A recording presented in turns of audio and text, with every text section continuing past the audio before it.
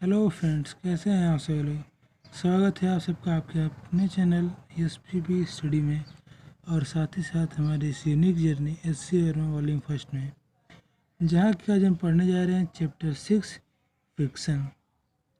तो फ्रेंड्स, ये हमारा 6 चैप्टर है फ्रिक्शन। आप इससे पहले के सारे चैप्टर्स की video SC Verma volume first के प्लेलिस्ट में जाकर देख सकते हैं, जिसका लिंक मैं डिस्क्रिप्शन में दे दूँगा। वहाँ से आप जाकर देख लीजिएगा। और आपको हमारा वीडियो पसंद आए तो लाइक ज़रूर करिएगा। तो फ्रेंड्स, चलिए आज हम शुरुआत करते हैं। आप आज का हमारा नया चैप्टर फ्रिक्शन। तो फ्रेंड्स, हमारा सबसे पहला टॉपिक है friction as the component of contact force. Friction जो है वो कॉन्टैक्ट फोर्स का कंपोनेंट है।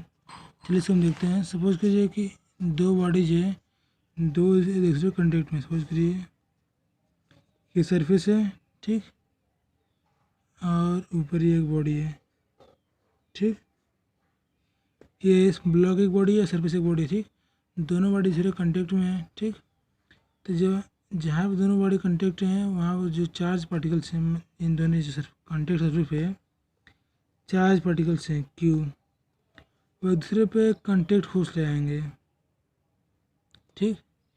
दोनों चार्ज पार्टिकल्स एक दूसरे के ऊपर कांटेक्ट फोर्स ले आएंगे, ठीक है, जो कि इक्वल होगा, इक्वल कांटेक्ट फोर्स ले आएंगे, और वो भी एक दूसरे के अपोजिट डायरेक्शन में, ठीक है। ये दोनों चार्ज पार्टिकल्स, ये दोनों जो दोनों ब्लॉक्स, दोनों बॉडीज हैं, इन दोनों की जहाँ कांटेक्ट है वहाँ पे जो चार्ज, दोनों बॉडीज की जो चार्ज पार्टिकल्स हैं वो एक दूसरे दोनों बॉडीज पे इलेक्ट्रोमैग्नेटिक फोर्स ले आएंगे या कांटेक्ट फोर्स ले आएंगे, जो कि इक्वल मैग्नीट्यूड होगा और अपोजिट इन अपोजिट डायरेक्शन होगा। इट मीन्स कि उनका मैग्नीट्यूड फोर्स, कांटेक्ट फोर्स से मैग्नीट्यूड से मैं डायरेक्शन अपोजिट। इट मीन्स कि जो ये है it follow Newton third law of motion, ठीक। इसका मतलब कि न्यूटन के थर्ड लॉ ऑफ मोशन को फॉलो कर रहा है, ठीक। लेकिन ये जरूरी नहीं है कि जो कांटेक्ट फोर्स है वो एक दूसरे के परपेंडिकुलर होंगे, ठीक। अगर हम यहाँ पे फोर्स दिखाएं तो सपोज करिए कि जो फोर्स है वो इधर की तरफ लग रहा है यहाँ पे, और इस बॉडी में इसके द्वारा इसे फोर्स लग रहा है इधर की तरफ लग रहा है, ठीक है। तो इस बॉडी द्वारा जो फोर्स लग रहा है कांटेक्ट फोर्स इधर की तरफ लग रहा है और इसके इधर की तरफ लग रहा है, ठीक। तो हम इस कांटेक्ट फोर्स को इसके दो कंपोनेंट्स में रिजॉल्व कर लेंगे। एक जो कि सरफेस के पैरेलल होगा और दूसरा जो इसके परपेंडिकुलर होगा, ठीक।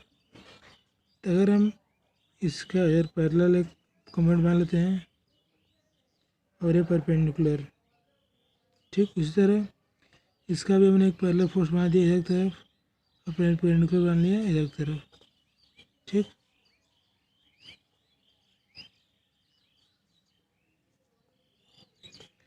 तो अगर आप देखें इसके जो कंपोनेंट्स इस सरफेस के परपेंडिकुलर हैं वो है नॉर्मल कांटेक्ट फोर्स या फिर नॉर्मल फोर्स। मतलब perpendicular component are normal contact force और नॉर्मल फोर्स, ठीक। और जो जो पैरेलल हैं और जो पैरेलल हैं पैरेलल कंपोनेंट जो हैं उनको हम कहेंगे पहला कंपोनेंट आर कॉल्ड फ्रिक्शन, ठीक। इट मीन्स कि जो पैरेलल कंपोनेंट है ये है एफ है, ये वाला कंपोनेंट है ये है एफ, ठीक। और जो दोनों ये परपेंडिकुलर्स हैं ये दोनों है normal force, normal and divide करते हैं, ठीक। तो ये हो गया फ्रिक्शन। मतलब कि जो फ्रिक्शन है वो कांटेक्ट फोर्स का एक कंपोनेंट है, ठीक। अब फ्रिक्शन जो है वो पेयर्स में होता है, किसी भी दो बॉडीज के पेयर्स में होता है, ठीक। ये फ्रिक्शन सॉलिड के पेयर्स में होगा, सॉलिड सॉलिड के बीच फ्रिक्शन होगा, लिक्विड सॉलिड के बीच फ्रिक्शन होगा, ठीक। लिक्विड लिक्विड के बीच फ्रिक्शन होगा, ठीक है। जो फ्रिक्शन फोर्स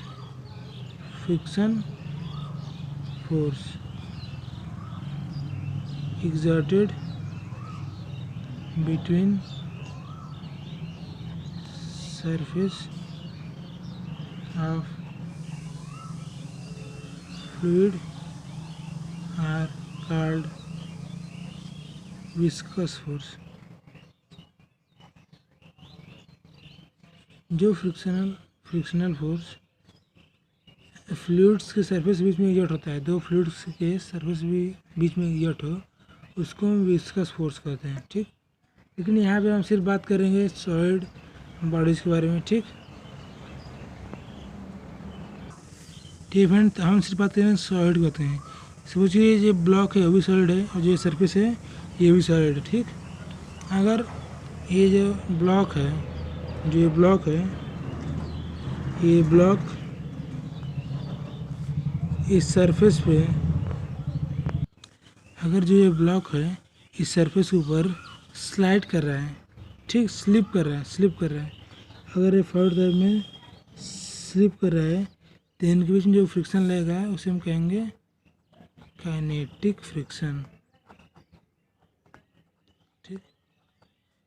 आप काइनेटिक फ्रिक्शन डिफिनेशन लिख लीजिए। When two solid bodies slip over each other, the force of friction is called kinetic friction, ठीक। मतलब दो सरफेस सॉलिड बॉडी एक दूसरे के ऊपर स्लिप करते हैं तो उनके बीच में जो फोर्स ऑफ फ्रिक्शन होता है उसे हम कहेंगे काइनेटिक फ्रिक्शन, ठीक। लेकिन अगर दोनों बॉडी एक दूसरे के ऊपर स्लिप ना करें, ठीक, रेस्ट में रुके रहें, ठीक, उसको हम कहेंगे स्टैटिक फ्रिक्शन,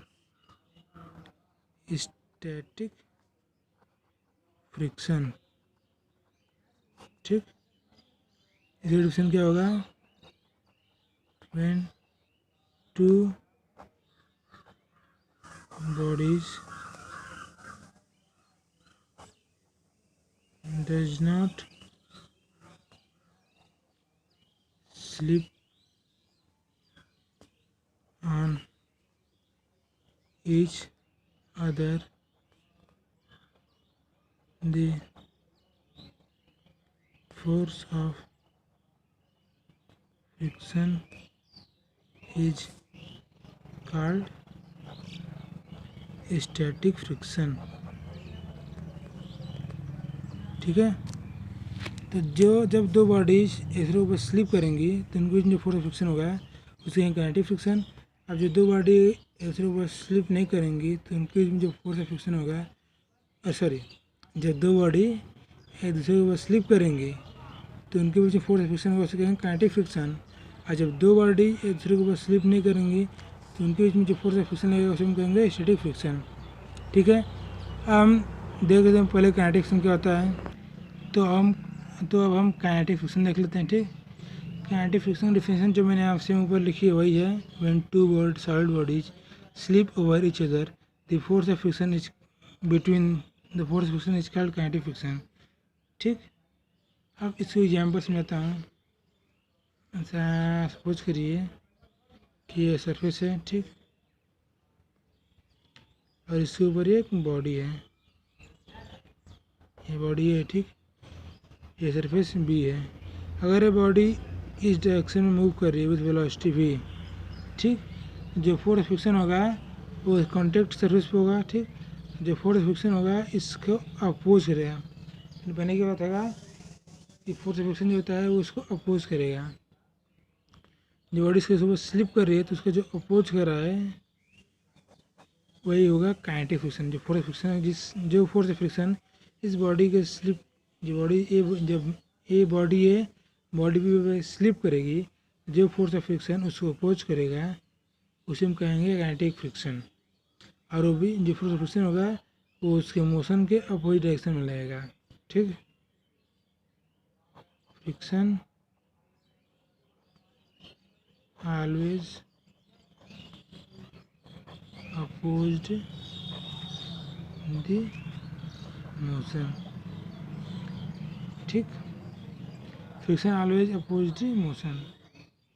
ठीक है, मतलब कि यहाँ पे ए भी जो है, ए जो है वो किधर जा रहा है, ये किधर जा रहा है, ये जा रहा है लेफ्ट की ओर, लेफ्ट, सही में ए लेफ्ट को जा रहा है।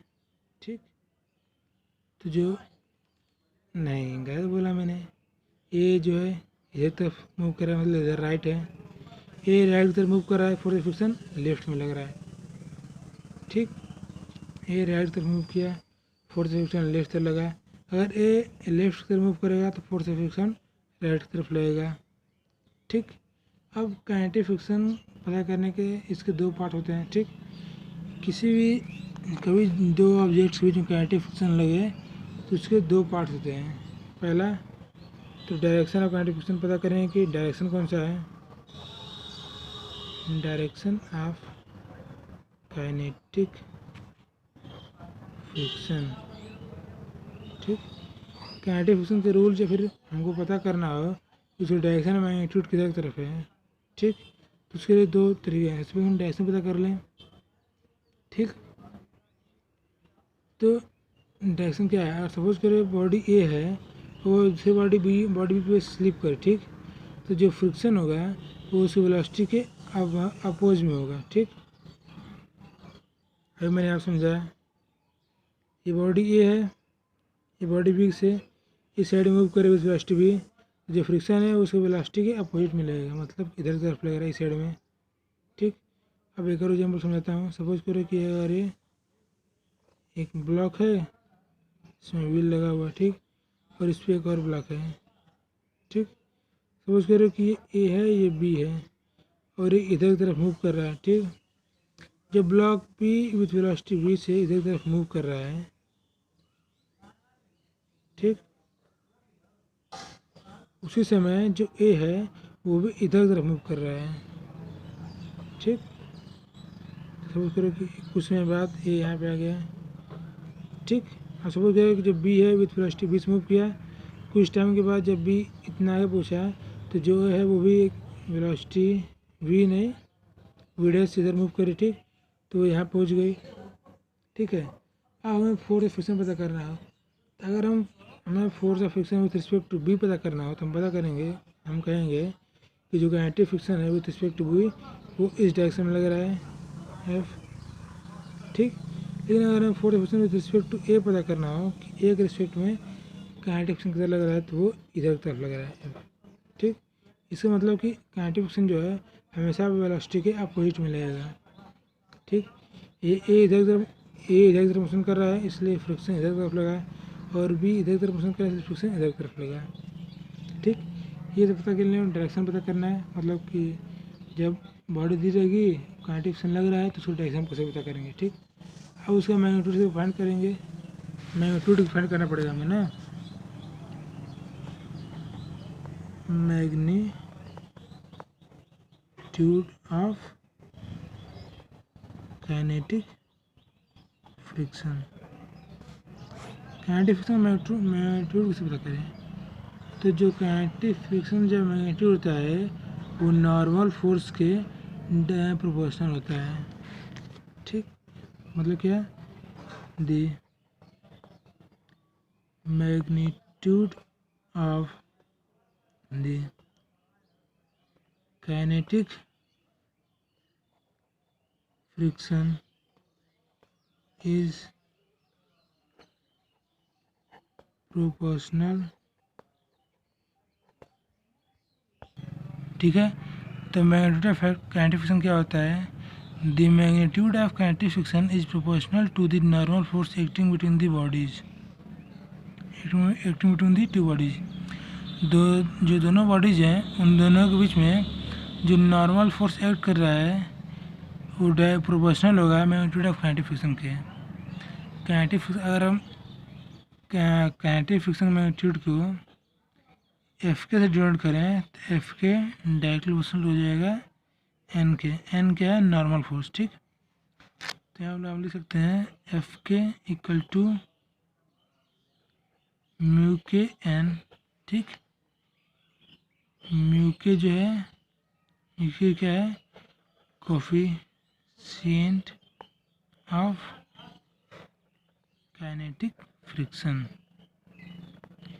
म्यू क्यू है कोफिशिएंट ऑफ काइनेटिक फ्रिक्शन। ठीक, तो अगर हमें काइनेटिक फ्रिक्शन में मैग्नीट्यूड पता करना हो तो हम इस फार्मूले से एफ के इक्वल टू म्यू के एन से पता कर सकते हैं। ठीक, अब जो म्यू के एन की वैल्यू है,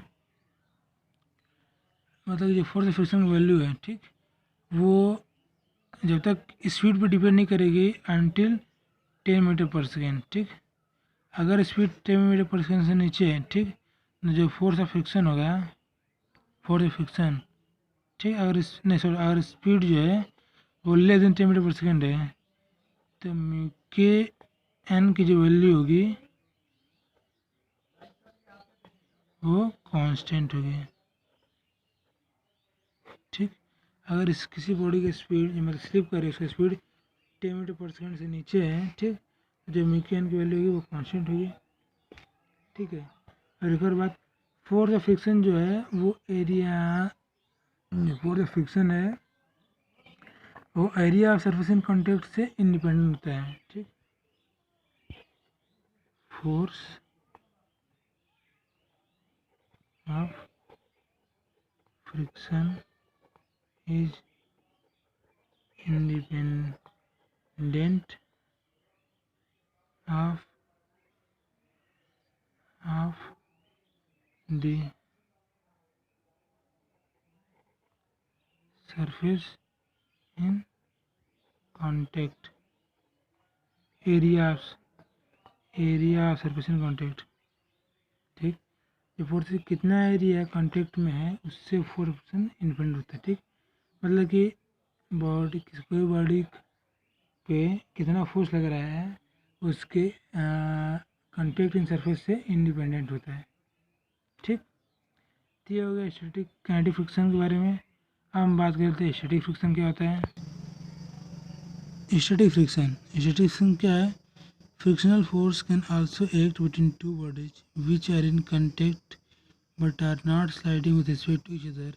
The force in such a case is called static friction। ठीक, जब दो बॉडी दूसरे कांटेक्ट में हो, ठीक, और एक दूसरे को फोर्स लगा रहे हैं, ठीक है, लेकिन दोनों स्लाइड ना कर रहे हैं with respect to each other. ठीक, जो दो बॉडी दूसरे कांटेक्ट में हो उनकी जो फ्रिक्शनल फोर्स हो लेकिन वो दोनों से एक दूसरे के रिस्पेक्ट में स्लाइड ना कर रहे हों, तो इस केस में उनको जो फ्रिक्शन होगा उसे हम कहेंगे स्टैटिक फ्रिक्शन।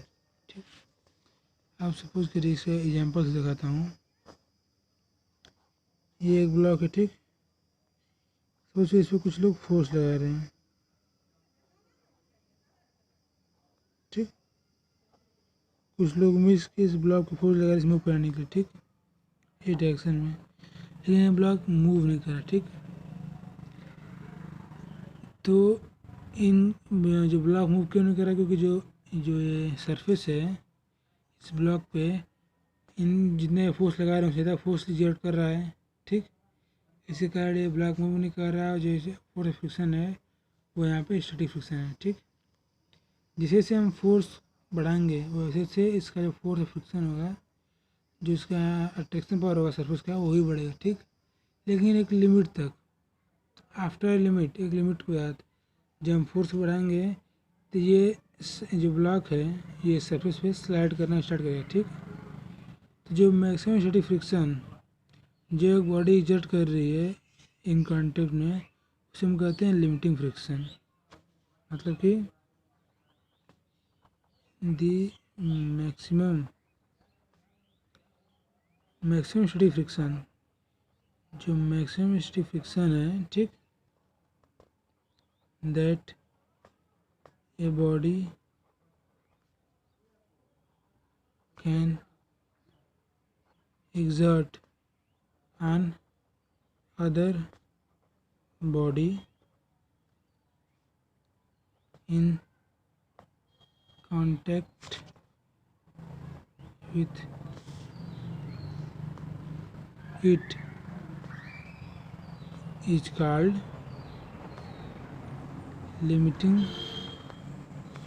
friction।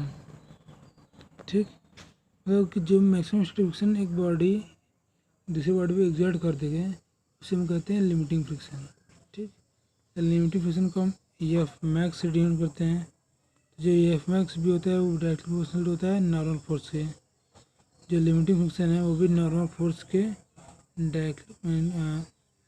जो लिमिटिंग फ्रिक्शन भी है वो भी नॉर्मल कॉन्टैक्ट फोर्स के प्रोपोर्शनल होता है। ठीक, तो F max directly proportional to N हो गया, तो एफ मैक्स इक्वल टू हो गया mu S N.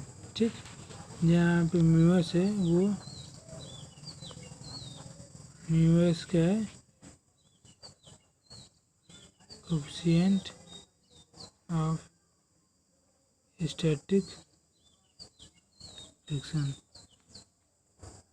Static friction coefficient है म्यू एस, और ये म्यू एस है, म्यू एस जो है mu S depend on material, mu S material पर डिपेंड करता है। ठीक, और रफनेस बिटवीन सरफेसेस के बीच में कितना रफनेस है उस पर डिपेंड करता है। ठीक, और आपको एक और बात बता दूं, जो म्यूएस है वो स्लाइटली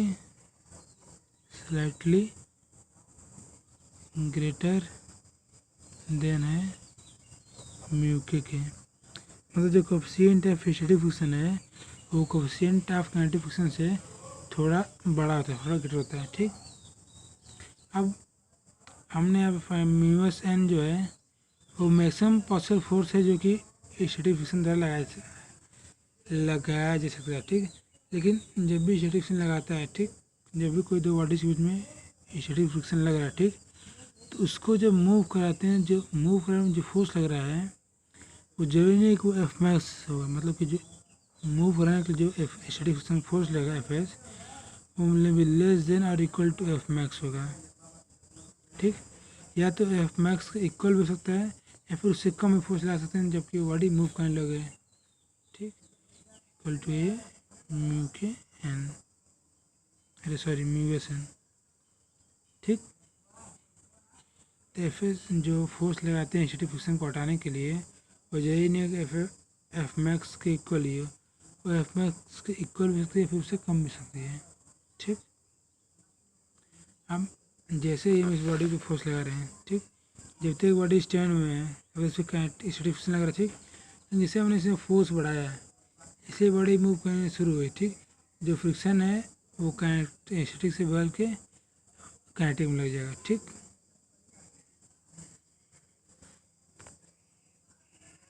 इट मीन्स कि जब तक ये बॉडी मूव नहीं की तब तक स्टैटिक फ्रिक्शन है। एट लार्जेस्ट फोर्स जब ये बॉडी मूव करने वाली हो, अबाउट टू मूव, वहाँ पे लिमिटिंग फ्रिक्शन लगेगा और उसके बाद जो होगा वो काइनेटिक फ्रिक्शन लगेगा। ठीक, तो ये हमारा हो गया स्टैटिक फ्रिक्शन। अब हम बात करेंगे कि स्टैटिक फ्रिक्शन डायरेक्शन से पता करेंगे। ठीक, finding direction of static friction, static friction direction से पता करेंगे। ठीक, सपोज करो कि इस सरफेस पे एक ब्लॉक है, ठीक, उसके ऊपर एक और ब्लॉक है। ठीक है, उससे ये ब्लॉक है, ये ब्लॉक भी है, इसे फोर्स एफ से खींचा जा रहा है। ठीक, तो जब मैंने ब्लॉक बी को फोर्स एफ से राइट की तरफ खींचा, ठीक, तो बॉडी मूव नहीं की। ठीक, कि सपोज जो फोर्स बहुत स्मॉल है। ठीक, अब सपोज करिए अगर हम अपर ब्लॉक पर अटेंशन दें, ठीक, तो जो अपर ब्लॉक है वो रेस्ट में विथ रिस्पेक्ट टू ग्राउंड, जैसे ग्राउंड एक इनर्शियल फोर्स है, ये ग्राउंड है, तो ग्राउंड के रिस्पेक्ट में जो अपर ब्लॉक है वो रेस्ट में है। इट मीन्स कि जो अपर ब्लॉक पर रिजल्टेंट फोर्स लग रहा है वो जीरो है अपर ब्लॉक ए पे जो रिजल्टेंट फोर्स लग रहा है वो 0 है, ठीक है। तो ए पे लगने वाला रिजल्टेंट फोर्स 0 है according to Newton first law, ठीक। तो और अपर ब्लॉक पे कोई अदर फ्रिक्शन फोर्स नहीं लग रहा है, सिर्फ और सिर्फ जो लोअर ब्लॉक है उससे कारण अपर ब्लॉक को जो फ्रिक्शन लगेगा सिर्फ वही एक्सटर्नल फोर्स एक्ट कर रहा है, ठीक है, जो कि 0 की फिलहाल में 0 के इक्वल है, ठीक। लेकिन जब हम एफ को इंक्रीज कर रहे हैं,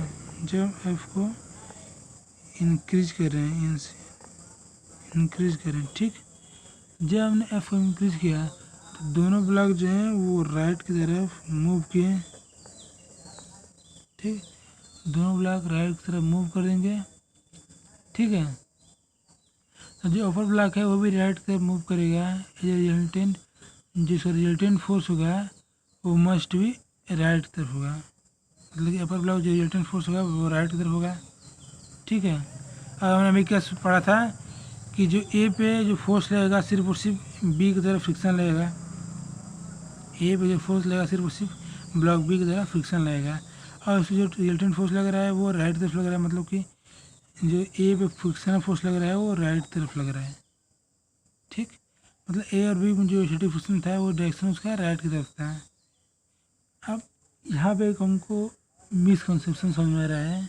जनरली हम लोग एक मिसकंसेप्शन लेके चलते हैं कि जो फ्रिक्शन है हमेशा फ्रिक्शन जो है ऑलवेज अपोज मोशन, ठीक। ये एक मिसकंसेप्शन है, कि फ्रिक्शन ऑलवेज अपोज मोशन, ठीक। फ्रिक्शन हमेशा मोशन का अपोज नहीं करता, क्योंकि बहुत से ऐसे ऑब्जेक्ट्स हैं जो कि फ्रिक्शन का रिमूव करते हैं। जैसे कि अगर हम अर्थ से चलते हैं, मतलब हम वॉक करते हैं, चलते हैं, ठीक, तो वही फ्रिक्शन कार्ड होता है, ठीक। जो ये व्हीकल्स होते हैं वो मूव करते हैं तो वे फ्रिक्शन कार्ड मूव करते हैं। अगर फ्रिक्शनलेस सरफेस है तो ना तो हम वॉल कर पाएंगे, ना तो व्हीकल मूव कर पाएगा, ना तो कोई बॉडी रेस्ट में रुक पाएगी, ठीक है। ज़रूरी नहीं है कि फ्रिक्शन जो है वो हमेशा मोशन का अपोज करेगा। हाँ, फ्रिक्शन का जो डायरेक्शन है वो मोशन के अपोजिट में हो सकता है, मतलब वेलोसिटी के अपोजिट में हो सकता है, लेकिन फ्रिक्शन हमेशा ये नहीं करेगा कि फ्रिक्शन हमेशा मोशन को रुकेगा, क्योंकि फ्रिक्शन के कारण भी मोशन होते हैं, ठीक। तो हमने डायरेक्शन ऑफ स्टैटिक फ्रिक्शन देख लिया, ठीक है। अब हम पढ़ेंगे लॉज ऑफ फ्रिक्शन के बारे में। लॉज ऑफ फ्रिक्शन के बारे में पढ़ेंगे नेक्स्ट वीडियो में। अब इस वीडियो में इतना ही। अगली वीडियो में laws of friction, understanding friction at atomic level, at laboratory method, measure friction coefficient, rolling friction, इन सब के बारे में पढ़ेंगे, ठीक। अतः के लिए फ्रेंड्स गुड बाय। अगर आपकी वीडियो पसंद आई है तो वीडियो को लाइक करिए, चैनल को सब्सक्राइब करिए, ठीक, और बेल आइकन दबाइए, ठीक है फ्रेंड्स। तो मिलते हैं नेक्स्ट वीडियो में, तब तक के लिए बाय बाय, जय हिंद।